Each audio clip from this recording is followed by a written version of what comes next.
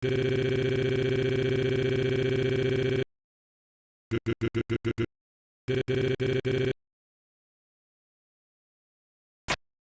I was a kid and I played games, whenever I had to restart a section or go back to a previous save, I'd always try to do things the exact same way as the first time. Back then, I perceived the game as being alive, reactive, that if I did things differently, the game would remember it differently too. I didn't like lying to people because they would never know the truth, the real ending.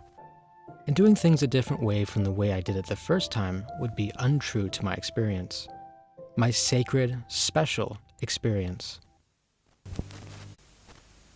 We know as intelligent adults that games are not alive, at least not in the real sense.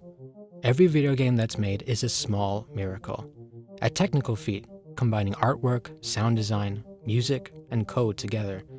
How any of it functions at all is fantastic. If you go behind the scenes of any game, you'll see the parts that make up the experience. It's nothing more than a Rube Goldberg of cobbled together logic, a trapeze, a house of cards that creates the experience.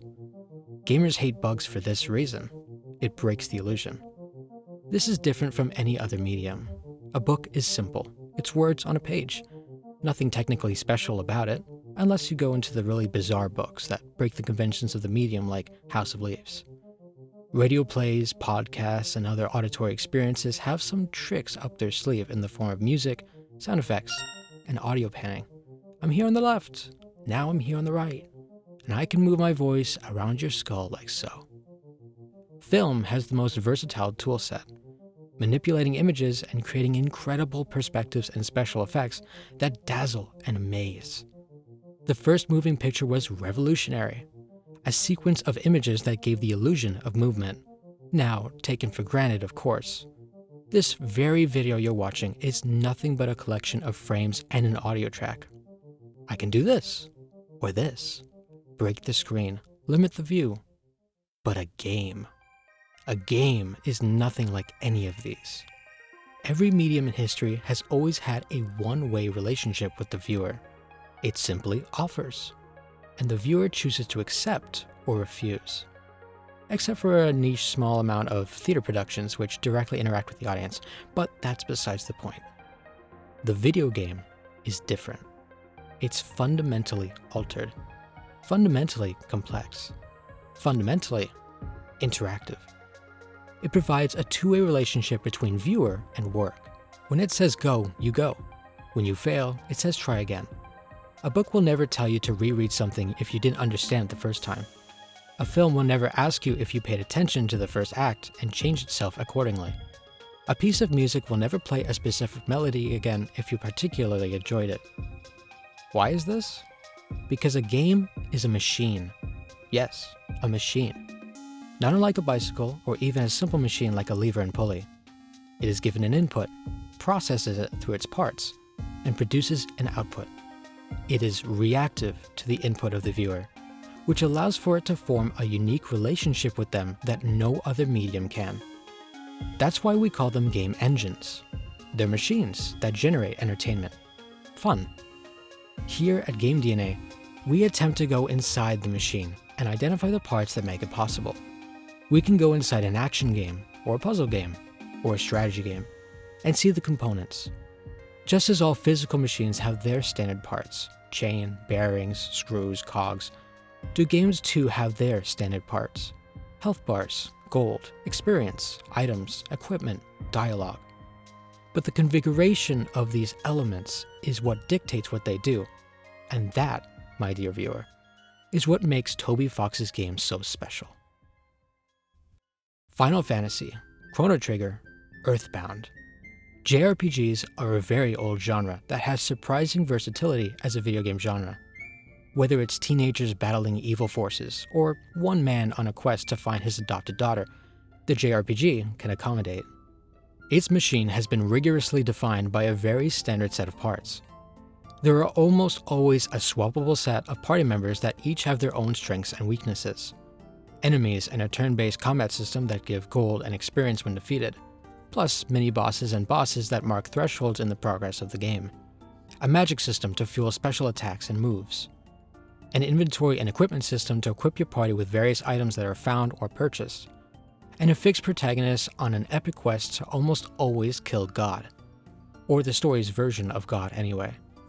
From Pokemon to Persona, these identifiable parts make up the core JRPG experience, with some modifications and alterations as the designers see fit.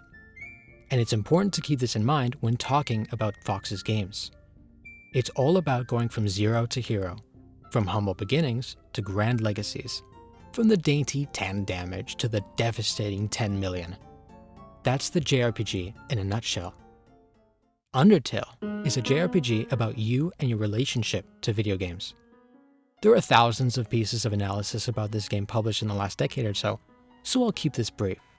Undertale is a JRPG with a twist. You never have to hurt anything. Its machine is made of 2 sets of redundant parts, Fight or Mercy, and then uniquely actively watches which one you choose. Follow its instructions, and it rewards you with a story full of characters that turn from enemies to friends. Ignore them and you get a less cheerful but neutral ending. But actively go against them and slaughter everyone, and the game punishes you for it.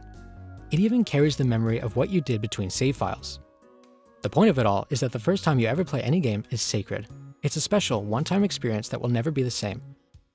And if you try to portray that special experience by wringing Undertale out of all it has to offer, then it punishes you for forsaking all the friends you made along the way for the sake of feeding obsession. All clear on that? Okay, great, because that's the gist of it. Deltarune, inversely, is a game about a game's relationship to you. The inner machine of this game is a direct reflection of Undertale.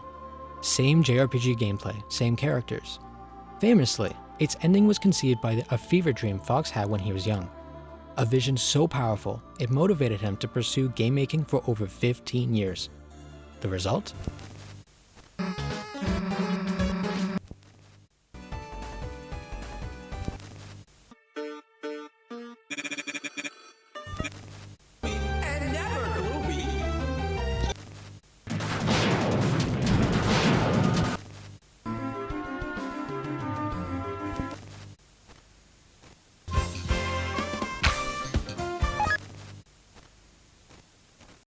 The rules of Deltarune are mostly the same as the rules of Undertale. It's a JRPG where you don't have to hurt anyone. But curiously, Deltarune supposedly only has one ending. Its opening is an exercise in futility, because the character you create is immediately discarded.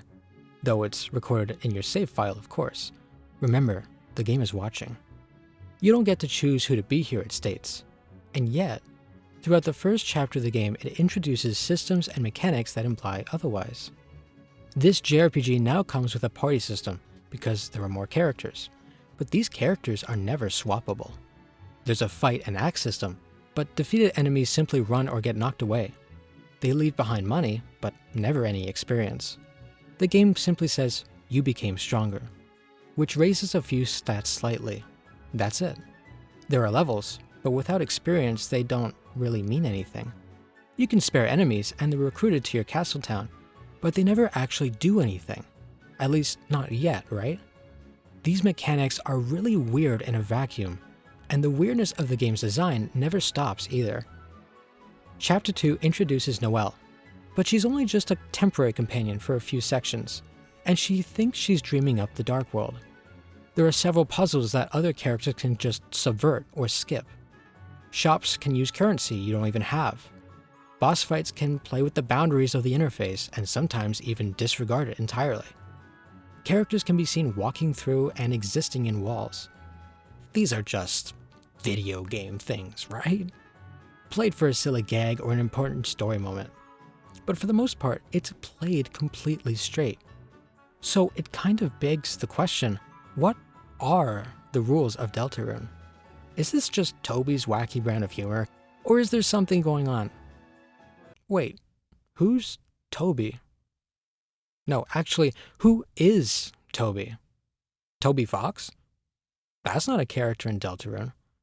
But we, the player, are supposed to hand-wave all this stuff because of outside knowledge? This is more relevant than you might think. Imagine trying to explain this game to your grandma. Sounds silly, but seriously.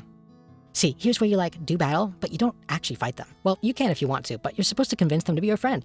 And they're all in the Dark World, which is made by a Dark Fountain, which is only made by someone who really wants to make one. Grandma's nodding along like she understands, but she enjoys your enthusiasm all the same. Deltarune cannot be your first video game. It's just not possible to understand what this game is going for without understanding the tropes it's subverting, which is almost all of them in the context of a JRPG. Its intentional subversion of all these video game rules that we've come to expect is what makes this game so special. Take the conflict between Chris and the soul, for example. As we know, Chris and their soul are two different things, each with their own motives and agenda. A very rare and unexplored game mechanic, it's similar to the 2014 puzzle adventure game One Shot, where the player is a god directing protagonist Nico to deliver the world's sun. The player still controls Nico, but it makes it clear that Nico is her own person, questioning the player's actions and asking for help with puzzles, while addressing you by name. Though while your relationship with Nico is consensual, Chris does not seem pleased we possess them. We, the player, control the soul, and explicitly use our agency to puppet Chris around, using their mouth to speak and their body to act. Chris can play piano elegantly, we cannot. Chris can move between the tiles of the world, we cannot. Chris creates dark fountains and talks to people unknown on their cell phone. They prevent us from saying things they don't want to, and will try their best to suppress you. Most importantly, Chris can remove us from their body, leaving us just floating. But most importantly, we know things Chris doesn't. In Chapter 1, we can talk to Sans. He's new in town, and this is Chris meeting him for the first time. Regardless of dialogue choices, at the end of the conversation, he will always tell us about his little brother. In Chapter 2, we can meet him again, and among the dialogue choices, we can ask about his brother, as mentioned before. However, if you never meet Sans in Chapter 1, you can still ask about his brother in Chapter 2, to which he will react in surprise that you know about him. Chris cannot know about him. But then again, they're not the ones speaking. We are. The player. The player who knows all about Papyrus because we fought, befriended, and maybe slaughtered him back in Undertale. He has not once been mentioned in Deltarune so far.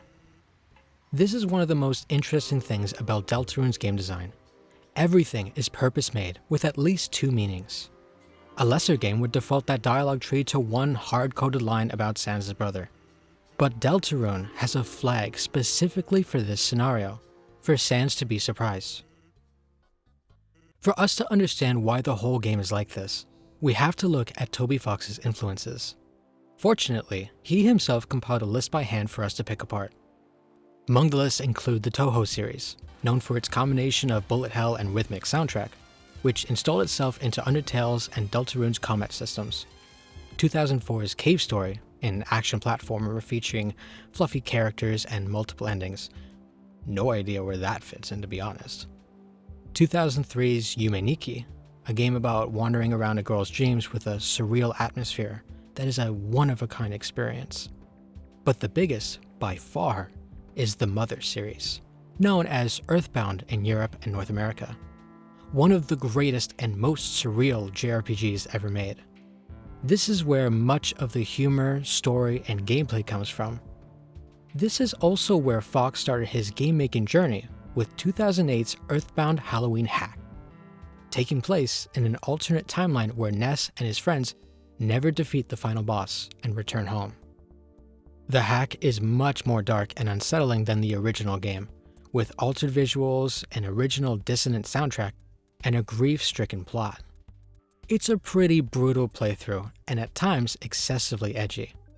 But it shows the seeds of Fox's imagination, especially in regard to the meeting with the hack's villain, Dr. Andonuts.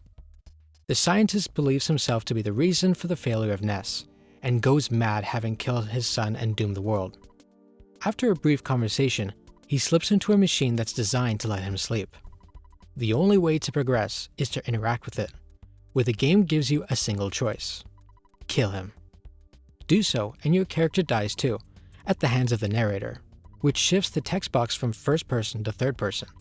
Someone is speaking to you. But there is another option, hidden in blank text.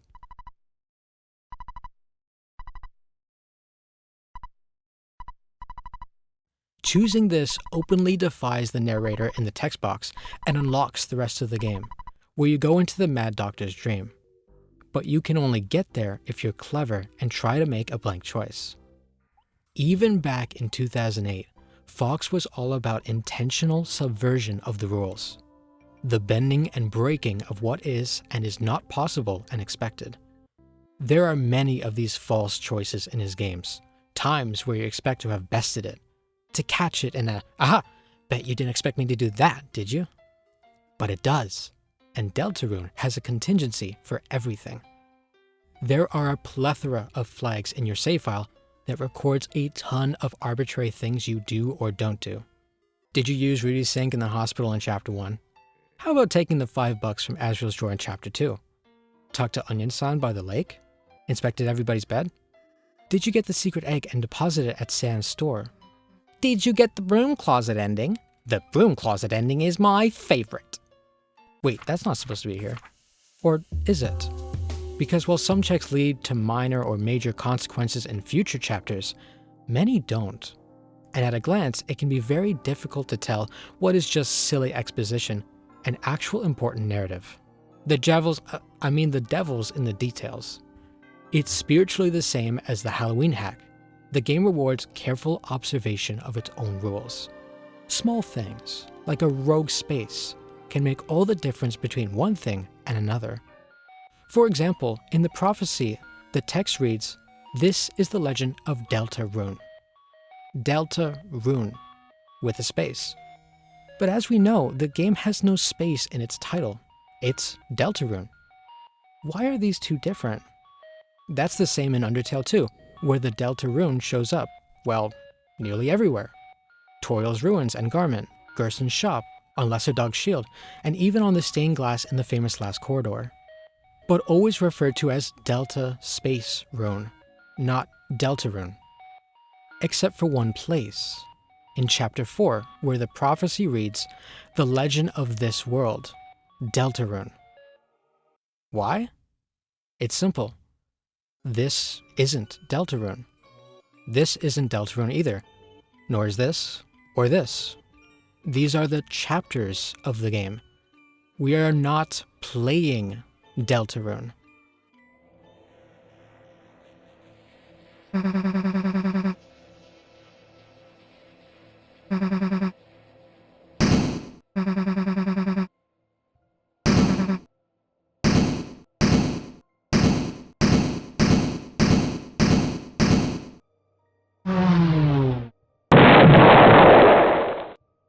Deltarune is the window this game is in, the container for the game, the world it takes place in.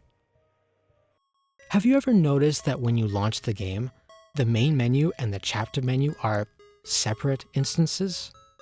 Yeah, you might select Chapter 2, but that chapter has its own save file and its own settings and config. The game relaunches itself into Chapter 2, and that's because every single chapter is its own self-contained video game.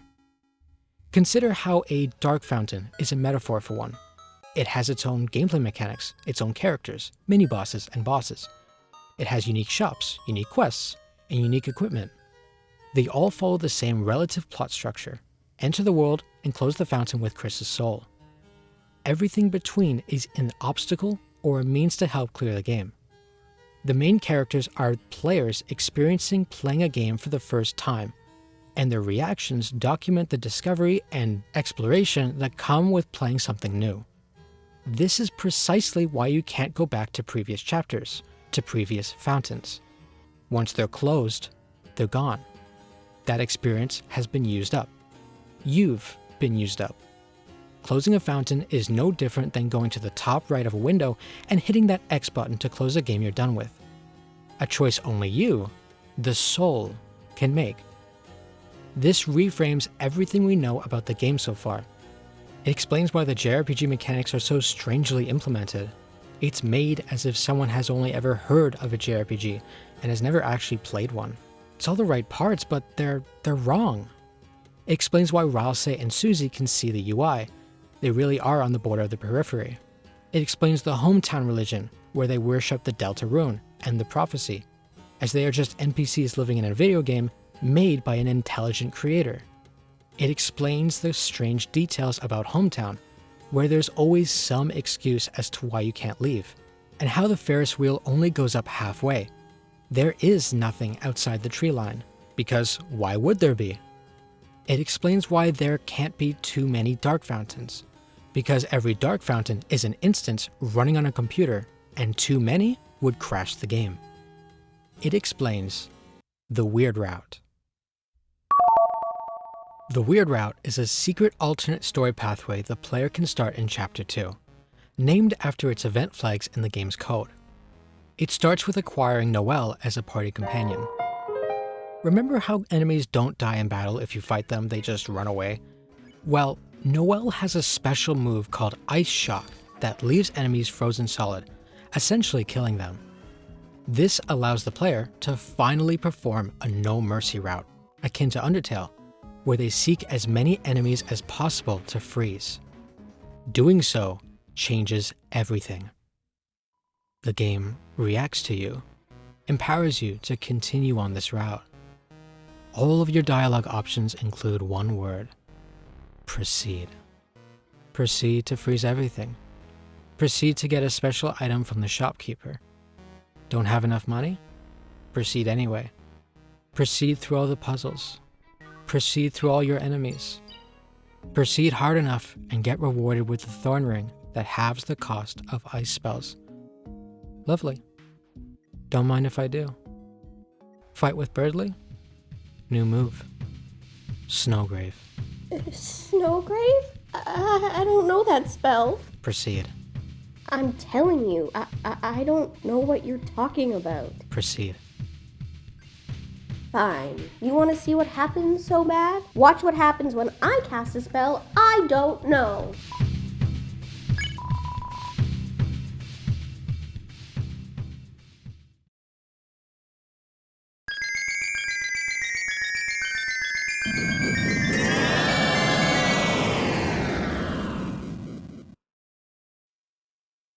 This is the Weird Route. You were never supposed to be able to kill anything here. And once you did, once you satisfied your curiosity, you broke the game. That's what the Weird Route is. It's breaking the game, breaking Deltarune, the rules of Deltarune. You can make Noelle cast spells she doesn't actually know. You can read Noelle's thoughts because you can literally read them in the text box. You can make her equip the Thorn Ring, which is an item that's only supposed to exist in the Dark World. Most of all, you can proceed. Yes, the Chapter 5 Weird Route bypasses the entire regular chapter in favor of one 30-minute section. The scene at the lake reveals that Noelle has just been watching herself through glass, as if someone else was moving through her life. Just a Noelle, doing Noelle things.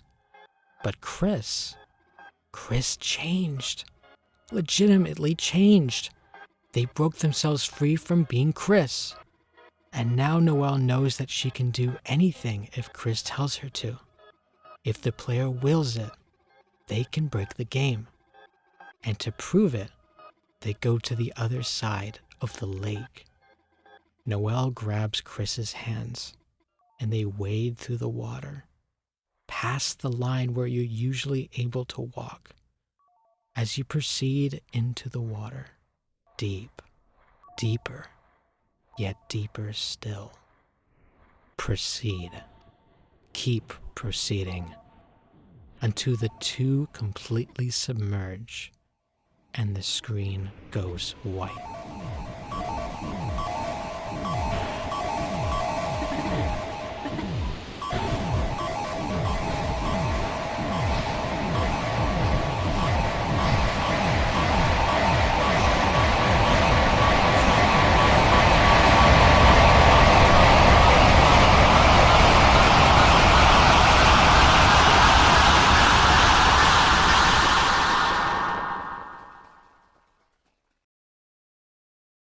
The chapter ends with this screen. Insert Chapter 7 Side B in a CRT monitor visual never before seen. as if it's all a game. But we already know that, don't we? Because we were already shown that in Chapter 3. This chapter is many things, but it contains the most important optional content in all of Deltarune. The first half of the whole chapter is the fun gang playing Tenna's video game together. Of course, that's just a cheap knockoff that's safe and sanitized for the audience. For the real thing, you have to beat all of Tenna's challenges and get at least an S rank, or an F rank if you're really bad. You have to prove you're a real gamer, and if you do, you can play a secret optional route hidden in the backstage. You can play the original game. There's a ton of symbolism here, but the gist of it is that you play an alternate version of Tenna's game, the intended game, and break the rules of it. You cross the lake, enter the ice palace, use the white cloak to freeze the enemies, and eventually fight the boss, the Shadow Mantle, which breaks the boundary of the screen. Then, Chris's avatar breaks the boundary of the screen before leaving, which allows Chris to walk up into the screen and grab the Shadow Mantle, which is what you need to have a chance at beating the knight. All of Deltarune is laid out in metaphor here in the sword route. Keep in mind that this is the one fountain that explicitly takes place on a TV screen. The game within a game, within a game, within a game. Because it's all a game. Deltarune is literally a game we play, but it's also a game in the context of the world. There are 3 layers here, with a man in the middle that's invisible. Here's a diagram of what I mean. This is the computer you're running the game on. When you launch Deltarune, you're launching a container called Deltarune. This is like a virtual machine that the real game is running on. When you select a chapter, the virtual machine is launching that specific game, that instance. That's why they're segmented and only connected through save files. When Chapter 1 starts, you make a vessel with a voice guiding you. This is in Deltarune, not in Chapter 1, in the virtual machine. Then a different voice discards your vessel, and you begin Chapter 1 as Chris. But nothing like that sequence ever happens again. It didn't happen in the context of the chapter.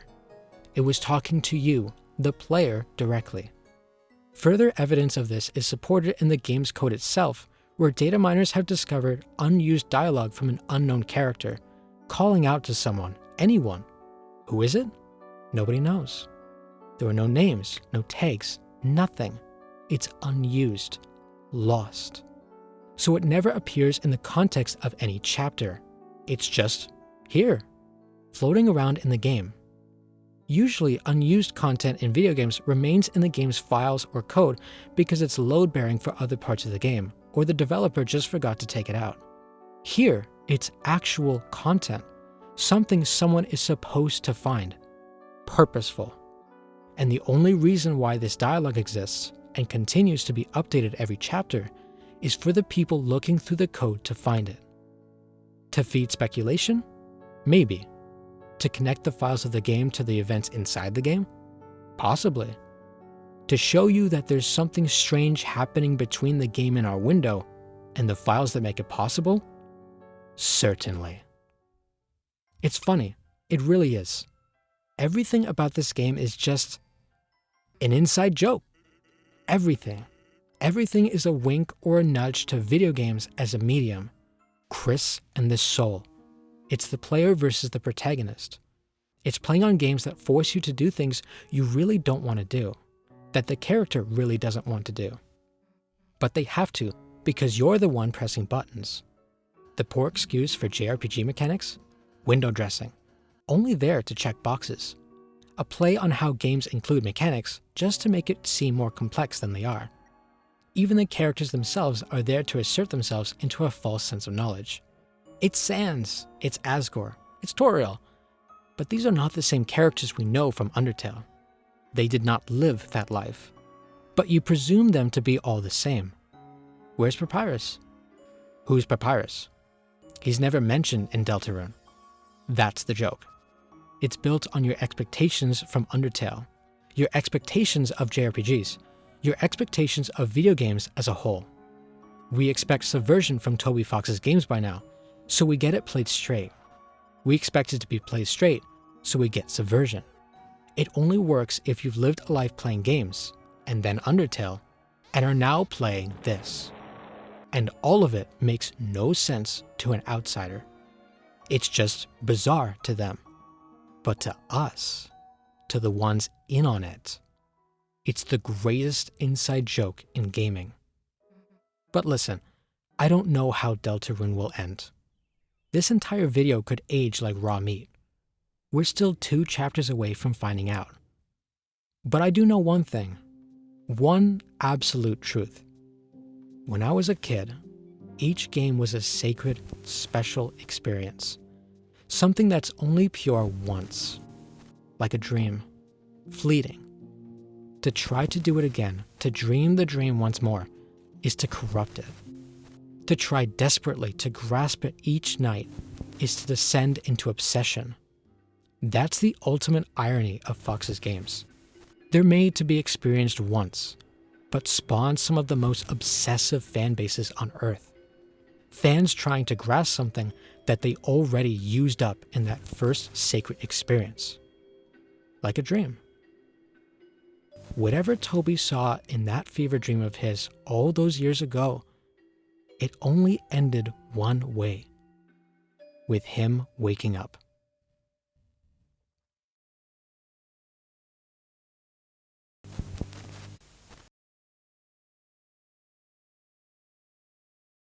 But before you go, I have to acknowledge Deltarune's community.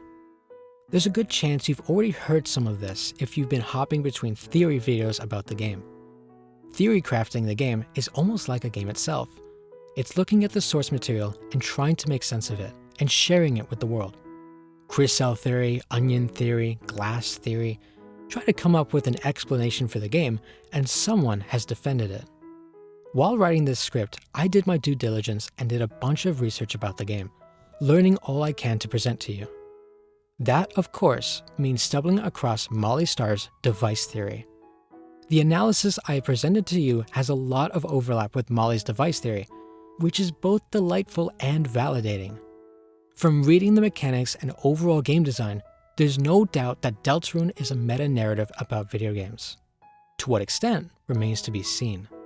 But the fact that we both arrived at this conclusion independently means something. If you're convinced and haven't done so, please check out her videos on device theory. They're incredibly thorough and dive deep into every aspect of this game. With that said, as always, stay smart, doubt what you know, and have fun.